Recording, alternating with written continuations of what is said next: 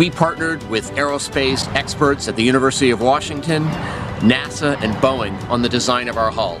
It's very well engineered and very safe, and the team is very focused on safety first.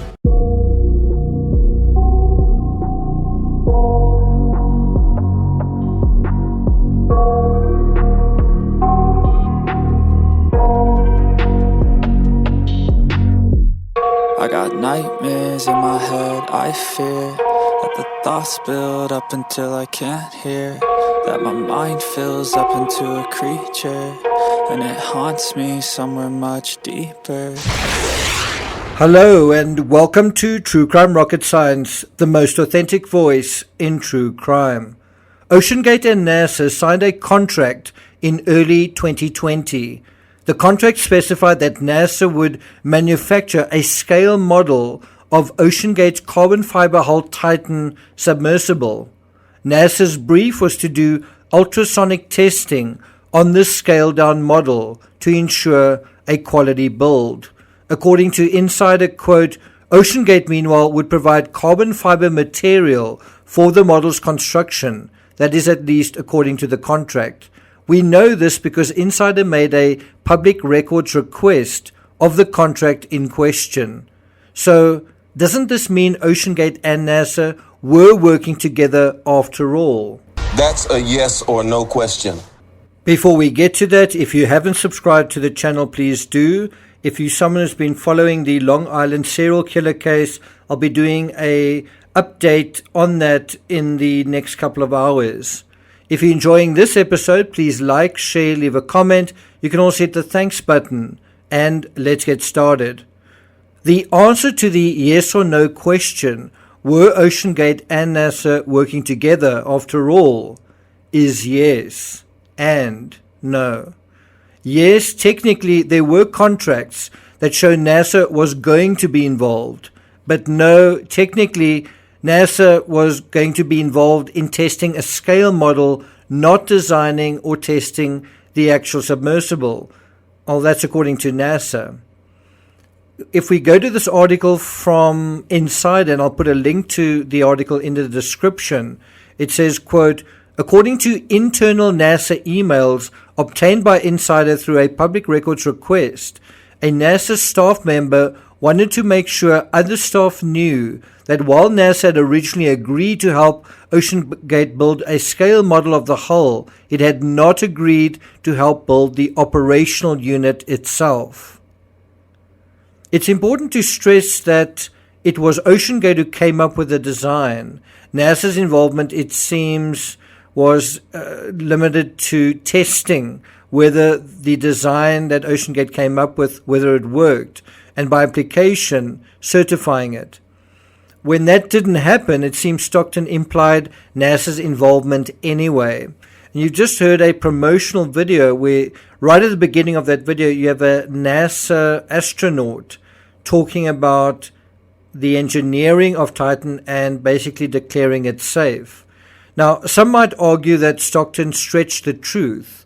Some might go even further and say that what he was doing was distorting and even misleading, even being misleading in terms of this distortion. But this raises another question. If NASA had agreed to do the testing, why didn't it happen? In other words, even if NASA had said, okay, we will do ultrasound on the scale model, did it happen? What do you think the answer is?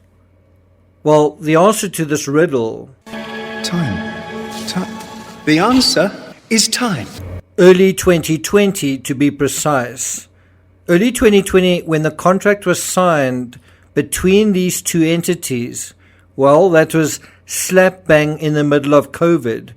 Thanks to COVID, OceanGate schedules were scuppered and delayed, or they should have been, because NASA deemed the subtesting to be not mission critical. According to Insider, and this is again quoting from the emails that they accessed, COVID struck and this activity was not deemed mission critical and personnel were not allowed on site. OceanGate was schedule critical and arranged for commercial entities in their home state of Washington to execute the fabrication. While we did provide engineering input, OceanGate was the technical authority and made final decisions. We only operated in a consultant role. And so one does wonder, is that a reference to the university where they talk about commercial entities in their home state?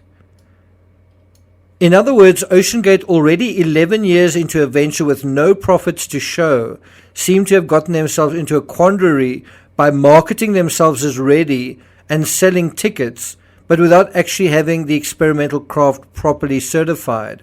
In a previous analysis, I compared Stockton Rush to the Great Gatsby, standing on the pier, reaching out to a green light that seemed within his grasp, at last within his grasp. And since he had gone down to Titanic depths himself in his sub, he could hardly have failed to feel that he could almost touch his dream. And he must have felt that the certification issue wasn't a matter of if, but when. But like Gatsby on the pier, as soon as Stockton imagined the craft was certified anyway, it was as if Stockton's dream seemed to recede behind him as he plunged forward into the darkness. Insider doesn't reveal who OceanGate's NASA contact was, but a separate article in Smithsonian, published in June 2019, mere months before that landmark contract was signed between OceanGate and NASA. Remember that contract from early 2020? Well, this article may provide the vital clue, because the article refers to a 17-year NASA veteran. He's actually quoted in this article. So according to the Smithsonian, quote, "The feat was the culmination of a dream for Stockton Rush, OceanGate's maverick CEO and co-founder."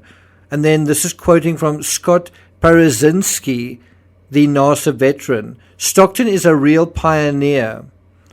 It's not easy to take a white sheet of paper, come up with a new submersible design, fund it, test it, and mature it. It was an incredibly audacious thing to do." To be clear, Scott Parazinski, the 17-year NASA veteran, he'd been to space 5 times.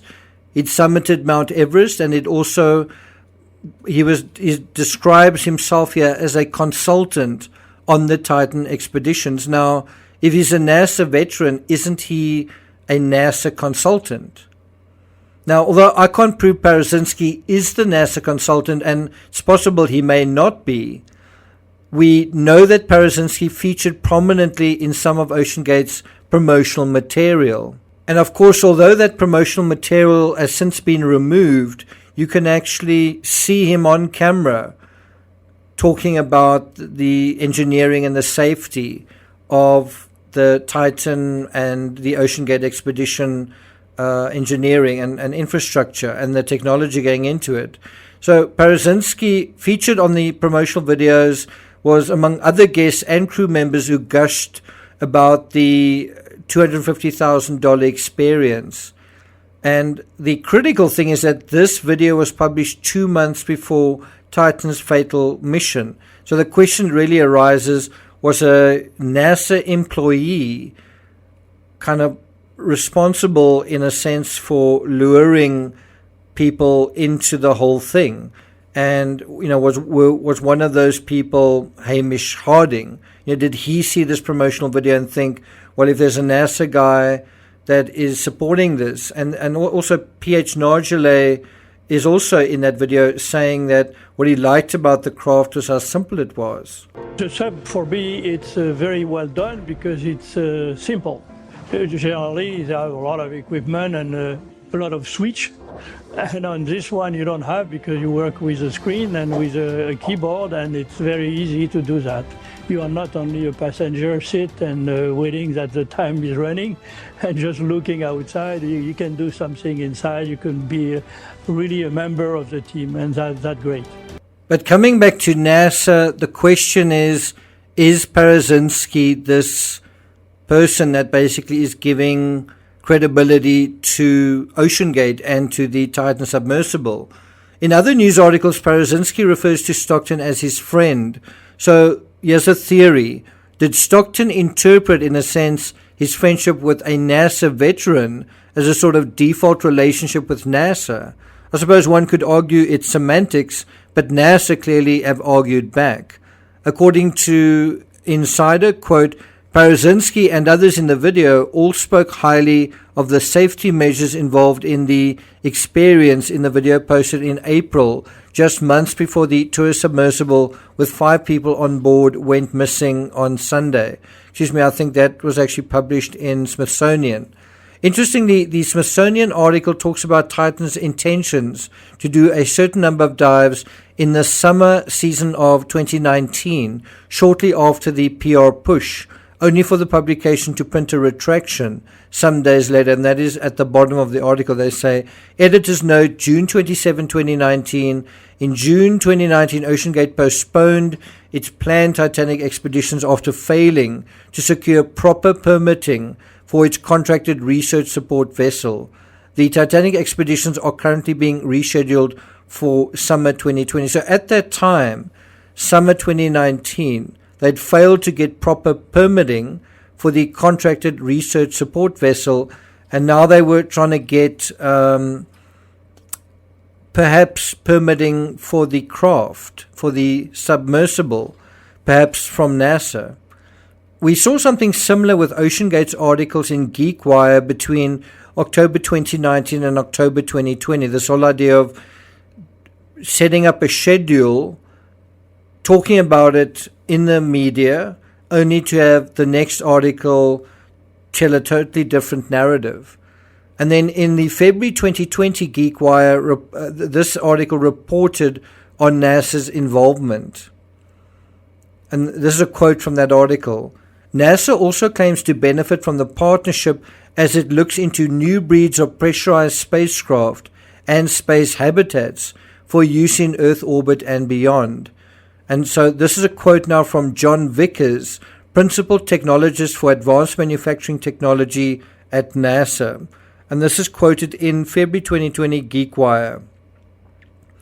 NASA is committed to cutting-edge composites research and development that will not only further our deep space exploration goals, but will also improve materials and manufacturing for American industry. This, and then I think this is now a quote from Stockton. He said, this Space Act agreement with OceanGate is a great example of how NASA partners with companies to bring space technology back down to Earth. Rush said that OceanGate would be paying NASA for its services. I have to say now I'm confused. Did OceanGate and NASA both overstate their mutual investments in each other in the Titan experiment? To conclude, I'm going to just refer to one last paragraph in the same article from GeekWire, also referring to NASA. Quote, to have NASA accept the project, it had to meet several requirements such as advancing technology and being not readily available from commercial sources. That's what Rush told GeekWire in an email. Over the past couple of years, OceanGate spent millions of dollars building a carbon-hulled submersible known as Titan, which the company hoped would be capable of diving to the Titanic. However, validation tests conducted at the Deep Ocean Test Facility in Maryland found signs of fatigue in the hull, resulting in a depth rating that ruled out Titanic trips. That was in 2020, and apparently OceanGate knew about the fatigue in the carbon fiber hull because that is how GeekWire knew about it. The question that remains is, what authority did OceanGate use to test the hull if NASA didn't?